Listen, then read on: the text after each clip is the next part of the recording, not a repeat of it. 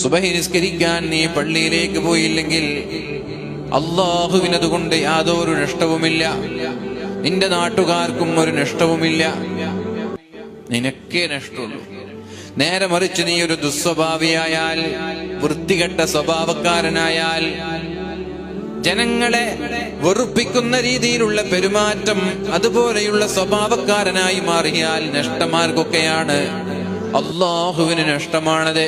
കാരണം അള്ളാഹുവിന്റെ ദീനായ ഇന്നദ്ദീന ഇൻദല്ലാഹിൽ ഇസ്ലാം, അള്ളാഹുവിന്റെ ദീനായ പരിശുദ്ധ ഇസ്ലാം ഉൾക്കൊള്ളുന്ന ഒരാൾ ഇങ്ങനെയൊക്കെ വൃത്തികെട്ട ഒരാളാണോ എന്ന് ജനങ്ങൾക്കിടയിൽ ചർച്ച വന്നാൽ അത് അള്ളാഹുവിന് മോശമാണത്, നാട്ടുകാർക്ക് എന്തായാലും മോശമാണ്, നിന്നോട് പെരുമാറുന്ന ആളുകൾക്കും അതുകൊണ്ട് പ്രശ്നം തന്നെയാണ്.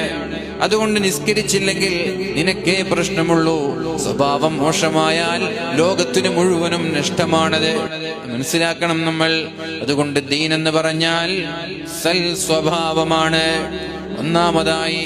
രണ്ടാമതായി, മൂന്നാമതായി നമ്മൾ ജീവിതത്തിൽ മാറ്റം വരുത്തേണ്ടത് നമ്മുടെ സ്വഭാവത്തെയാണ്. ഞാൻ കാരണം മറ്റൊരാൾക്കൊരു പ്രയാസമുണ്ടാവരുതേ, എന്റെ മാതാപിതാക്കൾക്കൊരു പ്രയാസം തോന്നരുത്, എന്റെ ഭാര്യയ്ക്കൊരു പ്രയാസം തോന്നരുത്, എന്റെ ഭർത്താവിനൊരു ബുദ്ധിമുട്ടുണ്ടാവരുത്, എന്റെ മക്കൾക്ക് ഞാനൊരു ശല്യമാവരുത്, എന്റെ അയൽവാസികൾക്ക് ഞാൻ കാരണം യാതൊരു വിധത്തിലുള്ള ബുദ്ധിമുട്ടുകൾ ഉണ്ടാവരുത്, എന്റെ ടീച്ചേഴ്സ്, എന്റെ കൂടെ ജോലി ചെയ്യുന്നവർ.